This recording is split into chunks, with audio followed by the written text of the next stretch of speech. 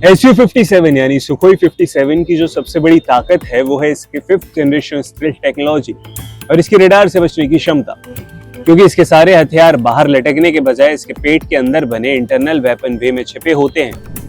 Thrust vectoring engine के कारण इस जेट के पास गजब की सुपर मैन्यूवरेबिलिटी है, जिससे ये आसमान में ध्वनि की गति से 2 गुना तेज उड़ता है और पलक झपकते ही अचानक से अपनी दिशा भी बदल सकता है।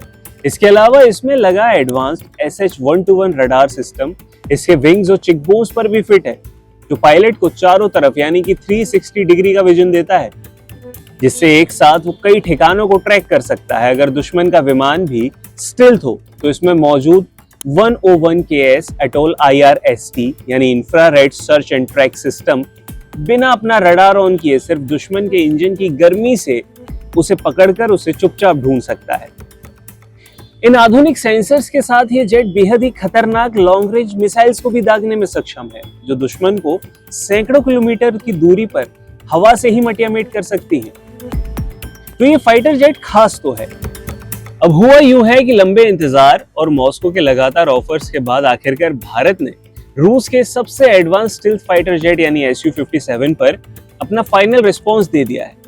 भारत इस खतरनाक फाइटर जेट को खरीदने के लिए तैयार तो है, लेकिन इस बार भारतीय वायुसेना जैसे दूध का जला छाछ भी फूक फूक कर पीता है, उसी नीति को अपना रही है। भारत ने रूस के सामने ऐसी कड़क शर्तें रख दी हैं, जिससे क्रेमलिन के अधिकारियों को भी हैरान होना पड़ा है। रूस पिछले काफी समय से भारत को Su-57 बेचने के लिए हर मुमकिन कोशिश कर रहा था। कभी उसने भारत को अपनी सबसे एडवांस्ड हाइपरसोनिक मिसाइल्स टेक्नोलॉजी देने का लालच दिया, कभी भविष्य के आधुनिक हथियारों का झांसा दिया, तो कभी भारत में ही इस जेट के ज्वाइंट प्रोडक्शन यानी सह उत्पादन का प्रस्ताव भी रख दिया। रूस चाहता था कि भारत जल्द से जल्द इस डील पर साइन कर दे।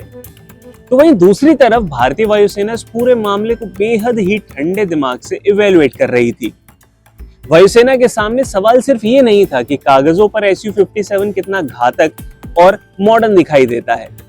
असली चिंता ये थी कि क्या रूस वादे के मुताबिक वो क्वालिटी और रिलायबिलिटी यानी विश्वसनीयता दे पाएगा, जिसकी भारतीय वायुसेना को वास्तविक युद्ध की स्थिति में जरूरत होती है। अब भारत ने संकेत दिया है कि वो इसके एक्सपोर्ट वेरिएंट Su-57E को मौजूदा फॉर्म में ही खरीदने पर विचार कर सकता है, यानी भारत अब इसके किसी नए वर्जन के लिए 2-3 साल का इंतजार नहीं करेगा। लेकिन ये हरी झंडी कुछ बेहद ही कड़े नियम और शर्तों के साथ आई है। भारत ने रूस के सामने जो सबसे पहली और नॉन नेगोशिएबल शर्त रखी है वो ये है कि भारतीय टेस्ट पायलट खुद Su-57 को उड़ाकर टेस्ट करेंगे। अमूमन होता यूं है कि रक्षा सौदों में कंपनियां या देश अपने ही पायलट से विमान का प्रदर्शन करके दिखाते हैं और खरीदार देश डेटा देखकर सेटिस्फाई हो जाता है। लेकिन भारत ने यह साफ कह दिया है कि केवल ब्रोशर पर लिखी खूबियां देखकर करोड़ों डॉलर का चेक नहीं काटा जाएगा। भारतीय वायुसेना के अनुभवी टेस्ट पायलट खुद कॉकपिट में बैठेंगे। इस जेट की वास्तविक क्षमता, इसकी सुपर मैन्यूवरेबिलिटी यानी हवा में कलाबाजियां खाने की क्षमता, इसके रडार, सेंसर सूट और सबसे महत्वपूर्ण इसके स्टिल्थ का एयर कॉम्बैट माहौल में कड़ा इम्तिहान लेंगे। भारत ये देखना चाहता है कि जब ये विमान आसमान में दुश्मन के सामने होगा तो भारतीय पायलट के हाथों में ये कितना सटीक और सुरक्षित महसूस होता है। इसके बाद भारत की जो दूसरी शर्त है वो रूस के लिए और भी बड़ी चुनौती है। भारत ने यह साफ कह दिया है कि हमें रिसर्च लैब या साइंटिस्ट की देखरेख में बेहद ही सावधानी से तैयार किया गया प्रोटोटाइप यानी टेस्टिंग वाला विमान नहीं देखना है। हमें वो सुखोई टेस्ट करने के लिए चाहिए जो सीधे फैक्ट्री से मास प्रोडक्शन लाइन से बनकर निकला हो। इस शर्त के पीछे एक बहुत बड़ा तकनीकी कारण है। किसी भी नए फाइटर जेट को विकसित करते समय वैज्ञानिक और इंजीनियर लैब में कुछ गिने चुने प्रोटोटाइप अपने हाथों से बहुत बारीकी से तैयार करवाते हैं, इसलिए उनकी क्वालिटी परफेक्ट होती है। लेकिन असली परीक्षा तो तब होती है जब उसी विमान को फैक्ट्री में मशीनों और असेंबली लाइन के जरिए हजारों की संख्या में बनाया जाता है। मास प्रोडक्शन में अक्सर क्वालिटी कंट्रोल कमजोर पड़ जाता है और यही वजह है जहां भारतीय वायुसेना कोई रिस्क नहीं लेना चाहती है। भारत ने खुद अपने बेड़े में शामिल कई रूसी विमानों और हथियारों के साथ इसका कड़वा अनुभव किया है। पहले जिन रूसी सिस्टम्स को सर्विसिंग एक लंबे अंतराल के बाद चाहिए होती थी, अब उन्हें बहुत जल्दी मेंटेनेंस की जरूरत पड़ती है, जिससे उनके ऑपरेशनल रेडीनेस यानी कि युद्ध के लिए जो तैयार रहने की दर है उस पर असर पड़ता है। भारत अब किसी ऐसे शोपीस विमान पर पैसा बर्बाद नहीं करना चाहता जो दिखने में तो शानदार हो लेकिन उसका ज्यादातर समय हैंगर में मरम्मत के इंतजार में बीते। भारतीय वायुसेना की रणनीति हमेशा से क्वालिटी ओवर क्वांटिटी यानी कि संख्या से ज्यादा गुणवत्ता पर आधारित रही है।